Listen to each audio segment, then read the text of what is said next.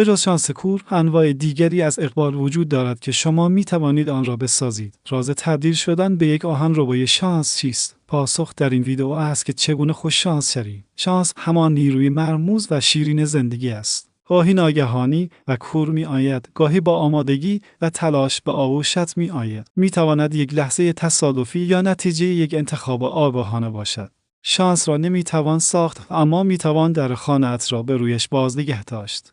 مفهوم شانس را می توان از جنبه‌های مختلفی دسته‌بندی کرد. البته از قبل بگم که مردم فقط یک شانس کور که بیخودترین نوع شانس است را می شناسند و شما خیلی خاص خواهید شد که می توانید انواع مختلف شانس بشناسید و به خدمت بگیرید. بریم برای معرفی انواع شانس. در اینجا 5 نوع مختلف از شانس که عبارتند از شانس کور، شانس ناشی از پشتکار و اقدام، شانس ناشی از تیزبینی و شانس ناشی از شبکه ارتباطات و شانس ناشی از جاذبه و ذهنیت که بر اساس مدل‌های روانشناسی، جامعه شناسی و موفقیت آورده شده است. مورد اول، شانس کور یا تصادفی محض. این همان تعریف کلاسیک شانس است. اتفاقی کاملا تصادفی و خارج از کنترل شما که هیچ دخالتی در آن ندارید. مثال، برنده شدن در قرعه کشی، پیدا کردن یک اسکناس در خیابان، بارش ناگهانی باران در روزی که هوا آفتابی پیش بینی شده بود. مورد دوم، شانس ناشی از پشتکار و اقدام. این نوع شانس را خود فرد با تلاش و اقدام زیاد ایجاد می کند.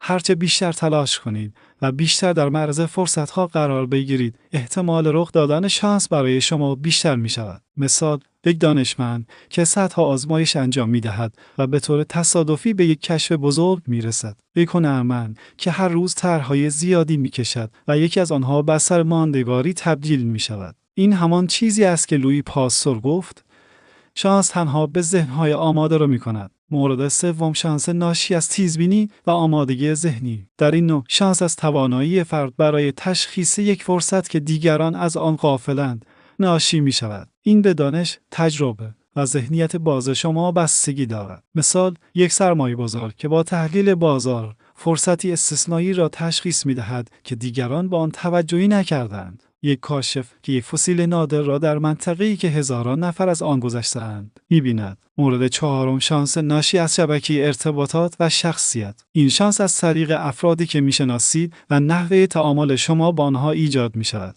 فردی با شخصیت خوب و شبکه ارتباطی گسترده فرصت‌های بیشتری از طریق دیگران دریافت می‌کند. مثال، معرفی شدن شما برای یک شغل عالی توسط یک دوست قدیمی، دریافت یک پیشنهاد همکاری جالب در یک مهمانی. این نوع شانس مستقیما به هوش اجتماعی و شبکه‌سازی شما مرتبط است. قبل از اینکه مورد آخر بگم، یک لایک به ویدئو بفرست. بریم مورد پنجم بگم. مورد پنجم، شانس ناشی از جاذبه یا ذهنیت. این نوع شانس به قانون جذب شبیه است، اما در روانشناسی به اثر انگاری خودشکوفایی معروف است. وقتی شما نگرش مثبت، اشتیاق و اعتماد به نفس دارید، این انرژی را به محیط منتشر کرده و فرصت‌ها و افراد را به سمت خود جذب می‌کنید. مثال، فردی که با انرژی و اشتیاق بالا مصاحبه می‌کند، مصاحبه کننده را تحت تأثیر قرار داده و شانس استخدامش افزایش می‌یابد. کسی که باور دارد موفق خواهد شد، در مواجهه با موانع تسلیم نمی‌شود و راه حل‌های جدیدی پیدا می‌کند.